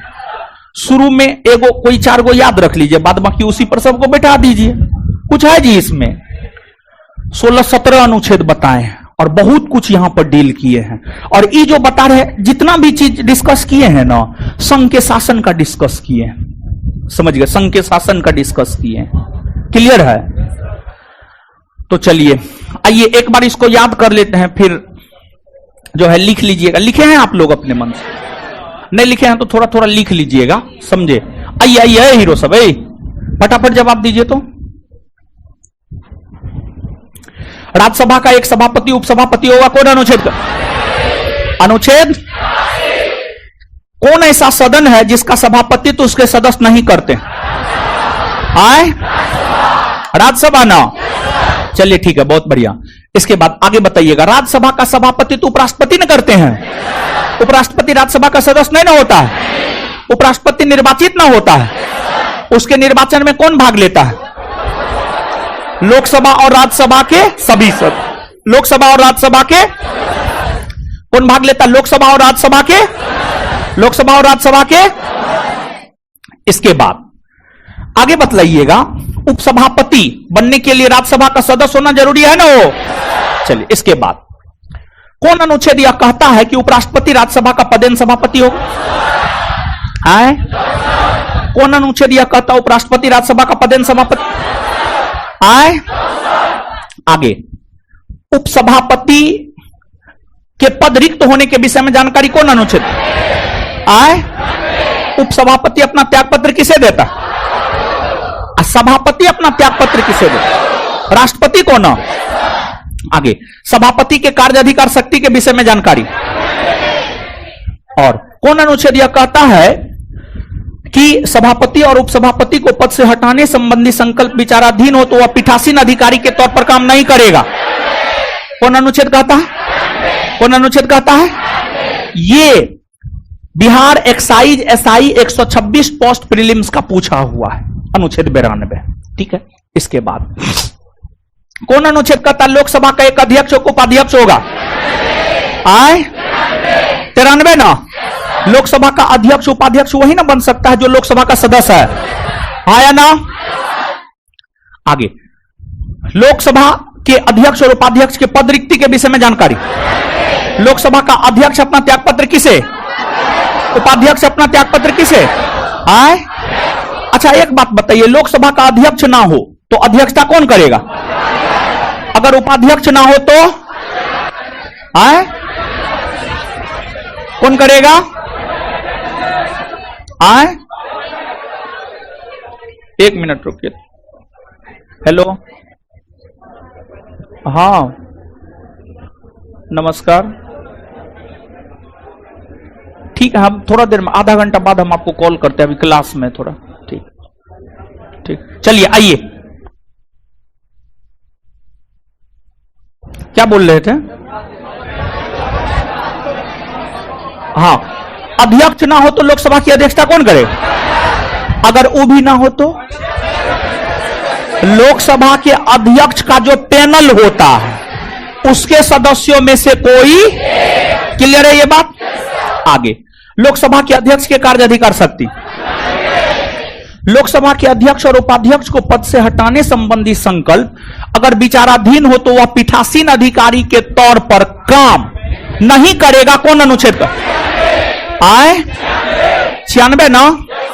चलिए, विधानसभा का एक अध्यक्ष उपाध्यक्ष होगा। आए विधानसभा के अध्यक्ष उपाध्यक्ष के पद रिक्त होने के विषय में जानकारी। विधानसभा का अध्यक्ष अपना त्यागपत्र किसे देता है? उपाध्यक्ष अपना त्यागपत्र किसे देता है? चलिए, विधानसभा के अध्यक्ष के कार्य अधिकार शक्ति।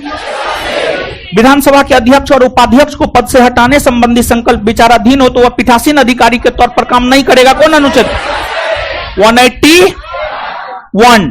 विधान परिषद में एक सभापति एक उपसभापति होगा। कौन अनुच्छेद आए 182। और सभापति उपसभापति के पद रिक्त होने के विषय में जानकारी। विधान परिषद का सभापति अपना त्यागपत्र किसे देता है? उपसभापति को। उपसभापति अपना, और विधान परिषद के अध्यक्ष, विधान परिषद के सभापति उपसभापति के कार्य अधिकार शक्ति के विषय में जानकारी। और अगर विधान परिषद के सभापति उपसभापति को पद से हटाने संबंधी संकल्प विचाराधीन हो तो वह पीठासीन अधिकारी के तौर पर काम नहीं करेगा। कौन अनुच्छेद? अनुच्छेद 100। क्लियर है बात गुरुजी लोग? चलिए आगे बढ़े ना। अब लिखाना पड़ेगा है, बहुत लिखाना पड़ेगा। लिख लिए आए, लिखाना पड़ेगा। हाथ खड़ा कीजिए, लिखाना पड़ेगा। अच्छा सुनिए, सुनिए ना, वीडियो तो एप्लीकेशन पर वाला फ्री है ना है, अगले लिखाने में थोड़ा ज्यादा टाइम लग जा रहा है। सुनिए ना, तो हम जो है एक लड़का को नियुक्त करते हैं यहां पर, ठीक है, और वो जो है लिख करके, लिखा हुआ है, फोटो खींच करके हमको भेज दीजिएगा तो ठीक है। तो वो तो लिखा हुआ मेरे पास भी है। ऐसा करते हैं, हम पीडीएफ भेज देंगे, आप टेलीग्राम पे पीडीएफ भेज देंगे, लिख लीजिएगा। क्या विचार? आगे बढ़े ना। चलिए, एक लड़का को नियुक्त कर लेते हैं, क्लास में जितना होगा उल्लेख करके टेलीग्राम पे भेज देगा, आप लोग अपना निकाल करके पढ़ लीजिएगा या कॉपी में लिख लीजिएगा, ठीक है, ताकि जल्दी जल्दी हो जाए। क्या विचार? देखिए क्वेश्चन ये था, इसमें कितना कुछ क्लियर हुआ है, लगभग कम से कम 17 अनुच्छेद और फिर 15-20 फैक्ट कंसेप्ट, सब चीज स्पष्ट हुआ है ना। चलिए आगे आइए, चलिए आगे आइए। भारत के संविधान का विचार किसने दिया था? सुनिए गुरुजी लोग, गुरुजी लोग सुनिए, देखिए, सबसे पहले 1895 ईस्वी में बाल गंगाधर तिलक ने भारत के संविधान का विचार दिया, बाल गंगाधर तिलक ने। लेकिन बाल गंगाधर तिलक तो ऑप्शन में है नहीं। आगे चलकर 1922 में महात्मा गांधी ने यह कहा, भारतीय संविधान का निर्माण भारतीयों की इच्छा अनुसार होगा। आगे चलकर 1934 ईस्वी में भारत के संविधान का विचार एम.एन. रॉय ने दिया, एम.एन. रॉय ने। तो एम.एन. रॉय ने भारत के संविधान का विचार वर्ष 1934 ईस्वी में दिया है। ऑप्शन के अकॉर्डिंग अगर हम लोग देखेंगे, आंसर हो जाएगा सी, एम.एन. रॉय। और देखिए, आप इस चीज पे मत जाइएगा कि एक दिन में 5 क्वेश्चन डिस्कस हुआ है, 10 हुआ है, नहीं, कंसेप्ट पर जाइएगा, कितना कुछ हो रहा है।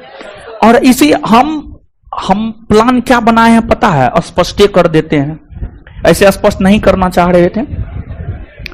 मतलब क्वेश्चन बैंक के आधार पर ही सिलेबस को डिस्कस कर दे पूरा, समझ गए। और क्वेश्चन, जो क्वेश्चन पूछ दिया है उसी के इर्द गिर्द आएगा, आप इतना बात जान लीजिए, उससे बाहर नहीं जाएगा, यही हमारा प्लान है। तब ना एक क्वेश्चन पर इतना चीज बता रहे हैं, तो ये सब आपका सिलेबस हो रहा है, समझे। आप ई भरम में मत रहिएगा क्वेश्चन डिस्कस हो रहा है। क्वेश्चन डिस्कस तो एक बहाना है कि मतलब इस प्रकार के प्रश्न पूछे जाते हैं, इसके थ्रू तैयारी कीजिएगा ना, तो हमको लगता है बड़ी बेहतर होगा, समझे बात को। चलिए, तो अब यहां पर संविधान सभा के विषय में जानते हैं। संविधान सभा, यहां पर देखिए संविधान का विचार है और संविधान बनाया है संविधान सभा ने। अब संविधान सभा से जितनी महत्वपूर्ण बातें हैं जो आपके परीक्षा में पूछा जा सकता है, पूरा उसको डिस्कस कर रहे हैं। मतलब इंडियन पॉलिटी के चैप्टर नंबर 2 को हम डिस्कस करने जा रहे हैं। और ध्यान से आप सुनिए, ध्यान से सुनिए। देखिए, भारत में अंग्रेजों का शासन लंबे समय तक रहा है। अंग्रेजी शासन के दौरान ही भारत में संविधान के निर्माण की नींव पड़ गई थी। भारत के संविधान के निर्माण की नींव पड़ गई थी अंग्रेजी शासन के दौरान ही। एम.एन. रॉय ने 1934 में यह विचार प्रकट किया कि भारत का एक संविधान होना चाहिए और संविधान का निर्माण संविधान सभा द्वारा किया जाना चाहिए। संविधान का निर्माण संविधान सभा द्वारा किया जाना चाहिए।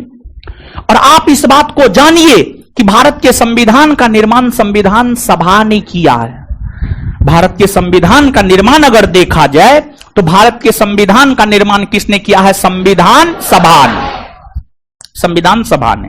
देखिए, फाउंडेशन में बताने के लिए बहुत कुछ है, यहां पर हम आपको स्पष्ट कर देना चाहते हैं, लेकिन टू दी पॉइंट जा रहे हैं जो आपके लिए लाभदायक हो। क्योंकि अगर जाएंगे ना तो फाउंडेशन में संविधान सभा चलता है 3 दिन या 4 दिन चलता है, 3 दिन 4 दिन चलता है, ठीक है।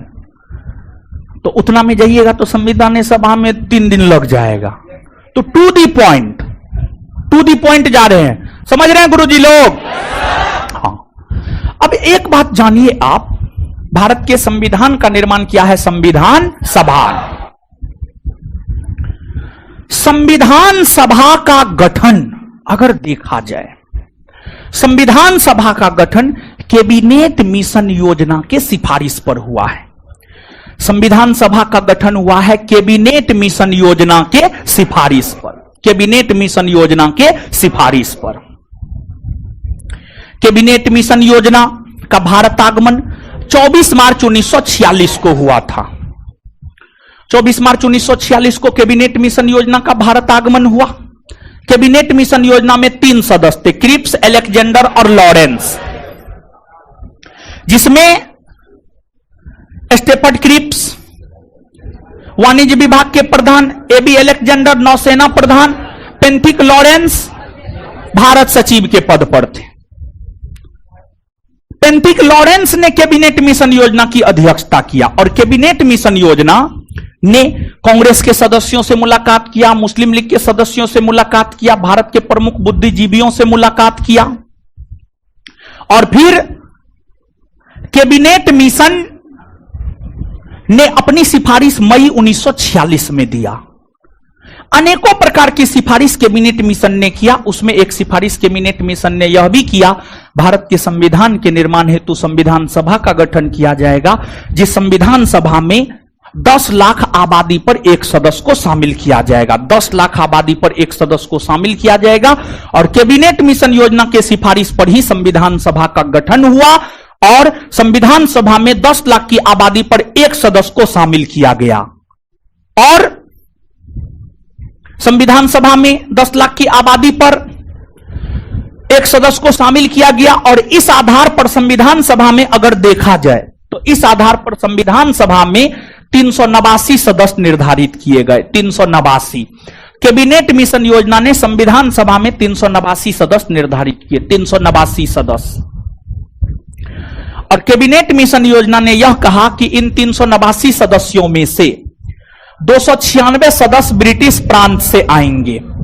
296 सदस्य आएंगे ब्रिटिश प्रांत से आएंगे और 92 सदस्य आएंगे देसी रियासत से। अब देखिए, जैसे आज भारत में 2 प्रकार का क्षेत्र है, एक है राज्य और दूसरा है केंद्र शासित प्रदेश। वैसे ही 1946-47 के समय भी भारत में 2 प्रकार का क्षेत्र हुआ करता था। एक हुआ करता था ब्रिटिश प्रांत और एक हुआ करता था देसी रियासत।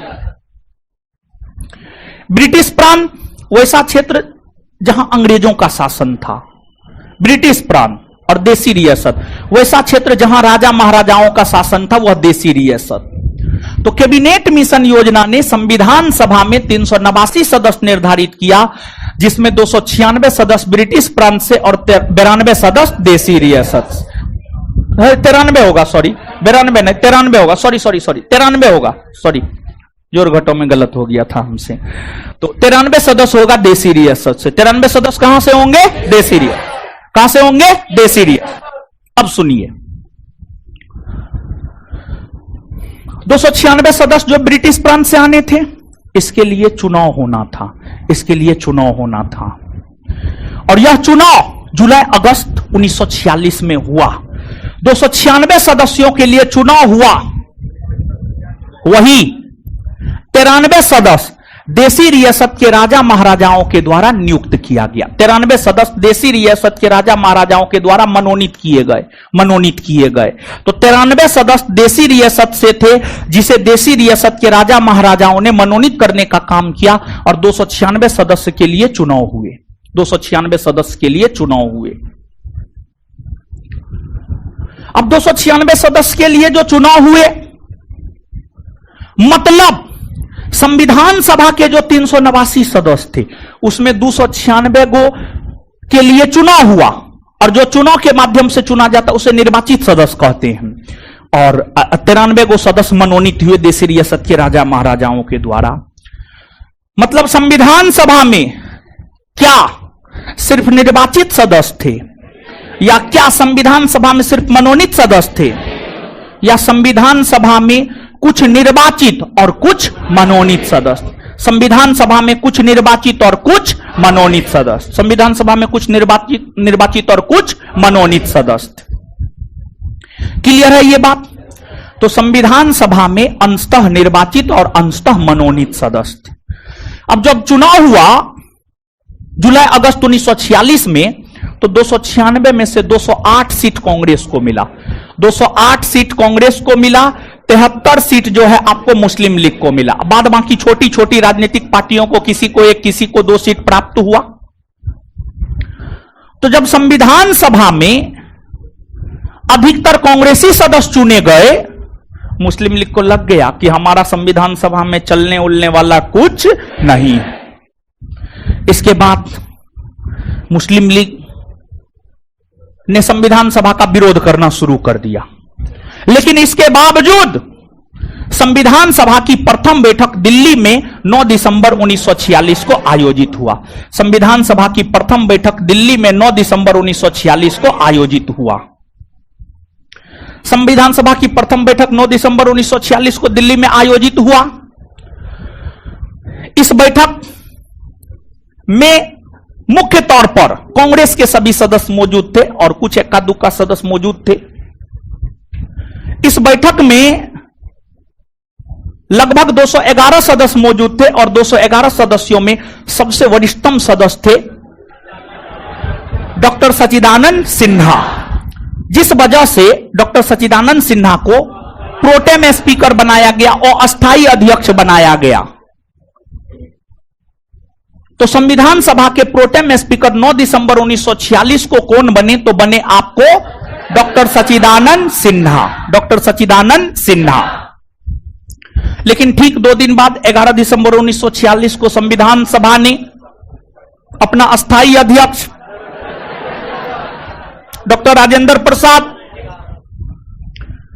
और अपना उपाध्यक्ष एच.सी. मुखर्जी और वी.टी. कृष्णामाचारी को बनाया और अपना सचिव एच.बी.आर. आयंगर को बनाया और संविधान सभा के संवैधानिक सलाहकार थे बी.एन. राव। तो यहां पर 4-5 फैक्ट है जो परीक्षा के दृष्टिकोण से बड़ी महत्वपूर्ण है। गौर फरमाइएगा आप इस बात पे। संविधान सभा के अस्थायी अध्यक्ष या प्रोटेम स्पीकर डॉक्टर सच्चिदानंद सिन्हा, संविधान सभा के अस्थायी अध्यक्ष डॉक्टर राजेंद्र प्रसाद, डॉक्टर राजेंद्र प्रसाद। फिर संविधान सभा के उपाध्यक्ष एच.सी. मुखर्जी और वी.टी. कृष्णामाचारी, एच.सी. मुखर्जी और वी.टी. कृष्णा। संविधान सभा के सचिव एच.बी.आर. आयंगर, संविधान सभा के सचिव HBR आयंगर और संविधान सभा के संवैधानिक सलाहकार BN राव। BN क्लियर है बात? यहां तक कोई दिक्कत, कष्ट, आपत्ति नहीं ना? अब सुनिए, आपका होमवर्क क्या है? अब आज यहीं तक रहने दीजिए। इतना बात याद हो न गया? एक आध गो क्वेश्चन और बताइए तो। अच्छा, संविधान सभा का गठन किस योजना के सिफारिश पर हुआ? Cabinet mission. संविधान सभा का गठन किस योजना के सिफारिश? कैबिनेट मिशन योजना में कितने सदस्य? क्रिप्स, अलेक्जेंडर और लॉरेंस। याद रखने का ट्रिक है काल। याद रखने का ट्रिक KAL काल, KAL क्रिप्स, अलेक्जेंडर और इसके बाद संविधान सभा की प्रथम बैठक दिल्ली में कब हुई है? याद हो न गया? जो लिखे हैं ठीक है, नहीं लिखे हैं जितना पढ़ाए हैं उसका PDF हम भेज देंगे। ठीक है, अब सुनिए अगले क्लास का आपका होमवर्क। अगर आप संस्थान में पढ़े हैं, संस्थान का स्टडी मटेरियल है, तो पॉलिटी का चैप्टर नंबर 2 संविधान सभा पूरा पढ़ के आइएगा। संविधान सभा पूरा खत्म नहीं किए हैं, खत्म नहीं हुआ है संविधान सभा पूरा, टाइम हो गया है। तो संविधान सभा जो है अगले क्लास में जब हम आएंगे तो इस क्वेश्चन पर सबसे पहले आकर के संविधान सभा खत्म कर देंगे और संविधान सभा खत्म करने के बाद जो है पूरा भाग बता देंगे और भाग बताने के बाद पूरा अनुच्छेद यहां पर बता देंगे। इस क्वेश्चन में देख लिए, इस क्वेश्चन में भारतीय संविधान का पूरा भाग बता देंगे और इस क्वेश्चन में जो महत्वपूर्ण अनुच्छेद 1 से लेकर अनुच्छेद 395 तक है पूरा बता देंगे। तो महत्वपूर्ण अनुच्छेद क्लियर, महत्वपूर्ण भाग क्लियर, समझ गए? और फिर जो है आगे धीरे धीरे आगे बढ़ते जाएंगे हम लोग। बात समझे हो? अब सुनिए अगला क्लास का होमवर्क क्या है। अगला क्लास का होमवर्क है, ध्यान से सुनिए, अगला क्लास मंगलवार को है। कब है? मंगलवार को है। देखिए आपके बिहार पुलिस परीक्षा में दिवस से एगो प्रश्न रहता है लगभग में, मतलब विश्व पर्यावरण दिवस कब मनाया जाता है, पृथ्वी दिवस कब मनाया जाता है, विश्व जल दिवस कब मनाया जाता है, ये सब रहता है ना। तो अगला क्लास आपका है कब? मंगलवार को रात में 8:30। और टेस्ट कब से है? कल से ना। टेस्ट के विषय में बताया है कि नहीं बताया? कल से 12:30 बजे से ना। तो टेस्ट आके देना है, क्वेश्चन आंसर डिस्कशन ले लेना, टेस्ट देना है, डिस्कशन ले लेना है, चले जाना है। और जो क्लास में आएगा उसी को क्वेश्चन आंसर डिस्कशन मिलेगा, टेस्ट देने के लिए जो आएगा उसी को मिलेगा। ऑफिस में बोल दीजिएगा ऐसे नहीं देगा, जो क्लास में आएगा सिर्फ उसी को क्वेश्चन आंसर डिस्कशन देगा। हाँ नहीं क्लास में टेस्ट देगा नहीं, लेकर के जाने वाली बात ना है, समझे? अगला होमवर्क सुनिए। अब आप भौगोलिक उपनाम याद किए थे आप लोग, और जिस पुस्तक से आप भौगोलिक उपनाम याद किए थे उसी पुस्तक से दिवस जनवरी, फरवरी, मार्च, अप्रैल, मई, जून 6 महीना का, जनवरी से लेकर के जून तक का दिवस आप याद कर लीजिएगा। करना लीजिएगा पक्का ना? होमवर्क पूछे ना? पढ़ के आए हैं ना? बताइए। गगनचुंबी इमारतों का नगर आए? न्यूयॉर्क ना? पोप का शहर आए? पूर्व का ग्रेट ब्रिटेन, पूर्व का ग्रेट ब्रिटेन आए? न्यूजीलैंड। पूर्व का ग्रेट ब्रिटेन, पूर्व का ग्रेट ब्रिटेन। अच्छा, इसके बाद उगते हुए सूर्य का देश, यूरोप के खेल का मैदान, यूरोप के खेल का मैदान, टापुओं का शहर मुंबई, टापुओं का शहर क्लियर है? याद किए हैं ना? तो अगले क्लास में जनवरी से लेकर जून तक का क्या पूछेंगे? दिवस। और हां सुनिए अगली बात, और जो आज पढ़ाए हैं वो भी पूछेंगे, समझे? और हां कल जो टेस्ट होगा उस क्वेश्चन का 100 क्वेश्चन आंसर डिस्कशन भी पूछेंगे अगले क्लास में। ये सब आपका होमवर्क है, बात समझे? और क्वेश्चन नहीं बने तो होपलेस नहीं होना, जितना बने ठीक है, बाद बाकी को आगे क्या कर लेना है याद। इससे आगे हम लोग मिलते हैं कल दोपहर में टेस्ट में 12:30 बजे और 12:30 से 2:30 बजे, और फिर आगे जो है क्लास में मिलते हैं मंगलवार को 7:30 बजे। धन्यवाद सभी लोगों का।